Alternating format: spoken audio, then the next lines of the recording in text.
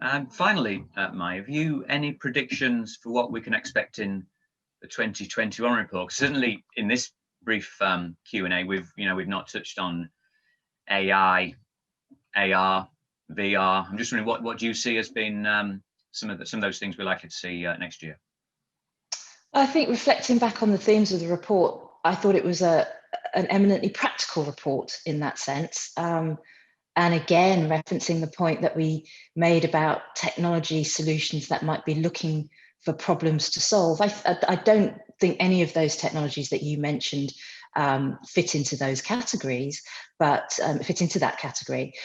They are, again, coming into their own as consumers stay in place, shop in place, want to be able to find alternatives to the physical sensory advantages of stores in terms of touching and feeling stuff. AR and VR can go a huge way to making up for the shortfall of the virtual online shopping experience. But I do believe that things like micro-fulfillment, which have started to emerge into this year's report, are going to grow in importance.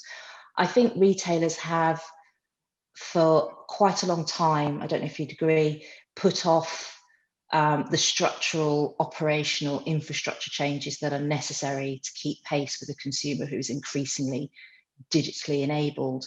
To your point about AI, they are increasingly realizing, retailers are increasingly realizing they need to be data driven just as much as we're becoming digitally enabled. And so sorting out things like the last mile, sorting out health and safety in stores, but also making the communication and digital engagement that they offer consumers much, much more sophisticated, using AI, using things like VR and AR to make it much more immersive as well, are just basic hygiene points that retailers really need to get to grips with.